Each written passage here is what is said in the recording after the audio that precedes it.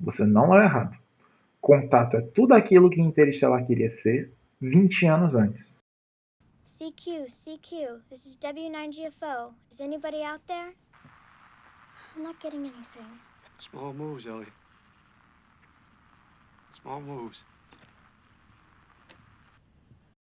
Antes da gente começar esse vídeo, e propriamente agora que eu ganhei essa atenção, né? Quando a gente pensa nas escalas do universo, as magnitudes do universo, é inegável a gente começar a pensar e refletir sobre questões muito básicas, né? Sobre qual é o propósito disso daqui tudo, de onde é que nós viemos, para onde é que nós vamos. E uma que é bastante pertinente, que vai ser o tema desse vídeo de hoje, é: nós realmente estamos sozinhos nessa imensidão cósmica? O Sagan, ele se depara com esse questionamento no seu livro Contato, que serve de base para essa obra que nós estamos analisando hoje aqui, né? Que é o filme Contato. O que diferencia ele de uma ficção científica qualquer, uma ficção científica comum daquela época, é que Contato ele não se pega nas espécimes alienígenas, ele não se pega numa invasão, numa possível guerra, em nada disso. Contato ele se apega na questão social. Como você acha que a humanidade ela reagiria à descoberta de vida fora da Terra? E antes da gente continuar esse vídeo, é sempre bom fazer um adendo que essa reflexão proposta pelo Sagan, ela não vem de qualquer lugar. Ele é um cientista, ele é um doutor, só que ele era um cara que dedicou a vida dele praticamente toda à divulgação científica. Ele conversava com pessoas, o trabalho do cara era literalmente simplificar a ciência com as pessoas, era conversar com o povão. Então, quando o Sagan fala dessa obra específica, quando ele está construindo sobre as implicações sociais que uma descoberta dessa pode ter, ele está se pautando muito nas respostas e na forma como a sociedade falava com ele sobre aquele tema. E isso dá uma camada de realismo a mais para essa obra que torna ela bastante precisa. Então, nessa obra a gente vai acompanhar a história da Ellie, que ela é uma cientista que ela é obcecada por encontrar vida fora da Terra. Ela, um certo dia, numa dessas expedições, ela encontra essa vida fora da Terra. E quando ela encontra, isso tem uma série de implicações sociais. Porque aqui, ó, eu vou propor agora uma reflexão aqui para você que está assistindo esse vídeo. Descobrimos vida fora da Terra hoje. Imagine como as religiões reagiriam a isso. Imagine como os políticos reagiriam a isso. Imagine como os governos iam reagir a isso. Claramente, os países eles iam sentar numa grande cúpula e iam tentar se resolver sobre isso, né? Sentar juntos, conversar, né? Logicamente que não ia ser desse jeito, né? E imagine todas as concepções sociais que são criadas baseadas nessa ideia de unificidade. O filme ele vai explorar tudo isso com muita calma. Logo nas primeiras cenas do filme já fica claro assim o tipo de abordagem mais filosófica que a gente vai ter nessa obra ao longo dele, né? O filme ele começa com uma cena que é pautada na Terra. A Terra está aqui no centro e a câmera vai se distanciando. Só que junto com a Terra você tem ondas sonoras. A gente escuta música, a gente escuta notícias, jornais. E quanto mais isso vai se distanciando da Terra, mais essas notícias, essas coisas que a gente vai escutando vão se tornando coisas mais antigas. E isso já é um conceito científico que o filme vai explorar muito. Porque a gente se comunica por rádio. A verdade é que tudo que nós produzimos de onda de rádio e tudo mais, a nossa forma de comunicação está a algumas centenas de anos-luz de distância daqui. Então, por exemplo, se a gente pegar, sei lá,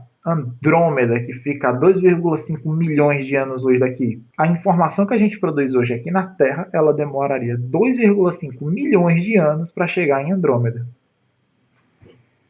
Eu acertei essa informação. Deixa eu pegar na colinha. Acertei a informação. Enfim, voltando.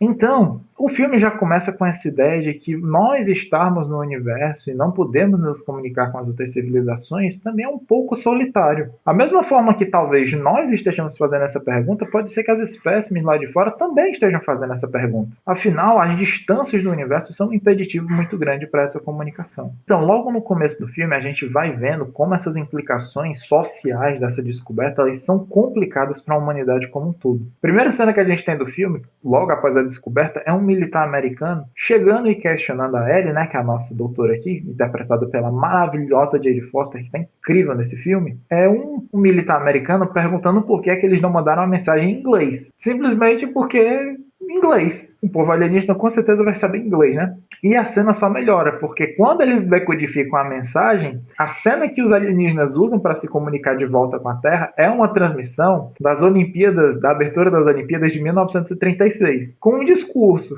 Mas eu não sei se você está um pouquinho atenado com a história, né? Quem fez a abertura da Olimpíada de 1936 foi esse rapaz aqui.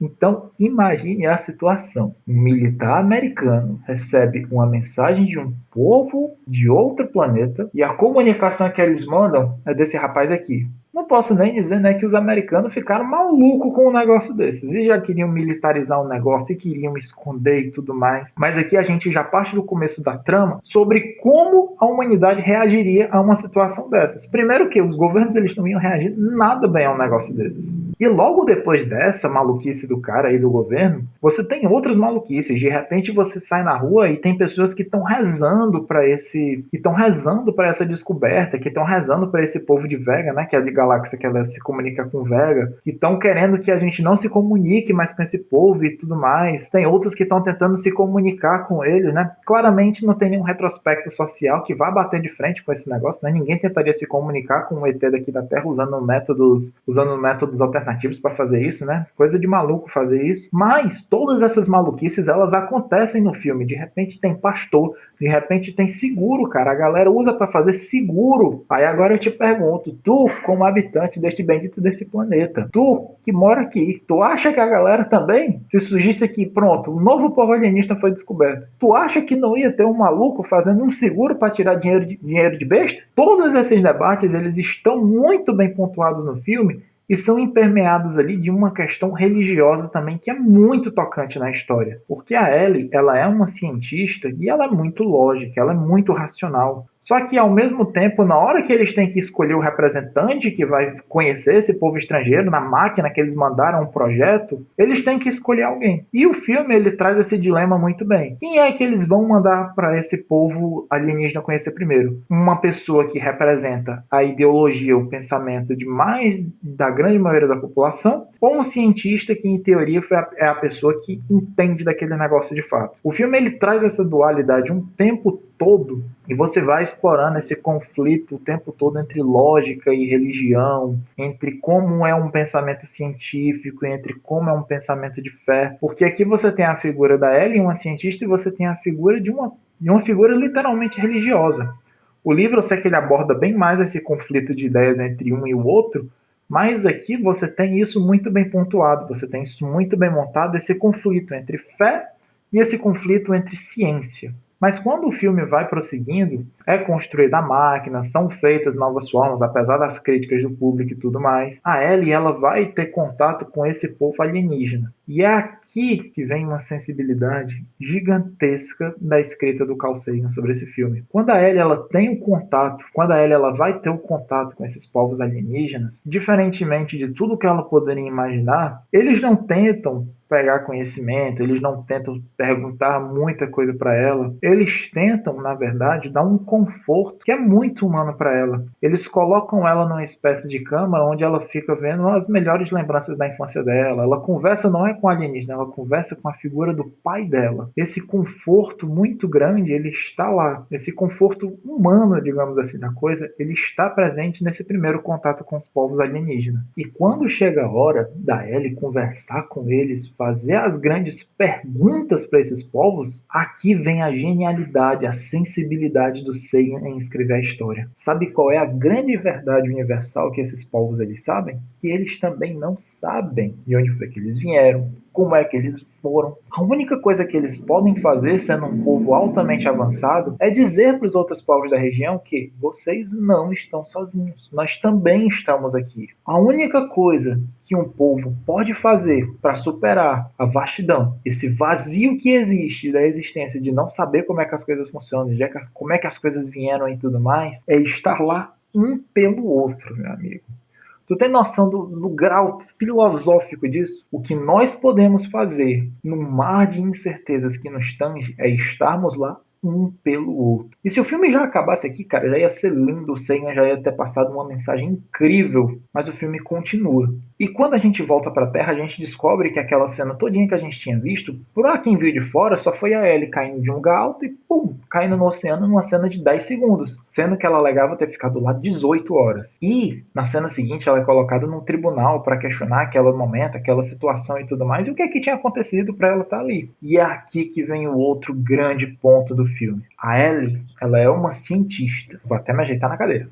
A Ellie, ela é uma cientista. Ela defende a lógica, ela defende a razão. Ela não acredita em nada que não tenha prova. E de repente, ela teve uma experiência de vida transformadora. Uma experiência de vida que mudou a forma como ela via o universo e tudo, ela não tem uma prova de que isso aconteceu. E eu não sei se você está pegando aqui o conceito disso, mas você tem uma pessoa extremamente racional, que no filme, na história da narrativa, essa pessoa extremamente racional, ela é obrigada a ter que assumir uma posição de fé, cara. E olha isso, cara. Você coloca um cientista numa posição dele precisar ter fé numa experiência que ele existiu. E a grande mensagem que o Sagan ele está tentando passar quando ele coloca o cientista nessa situação é muito simples. Não tão simples na verdade, né? Mas só que é uma mensagem interessante. Ela é muito profunda. O que o Sagan está querendo passar quando ele faz essa situação é a ciência e a religião, elas estão ali com o mesmo objetivo, mesmo utilizando caminhos completamente opostos, tanto a ciência como a religião, elas buscam um fim comum,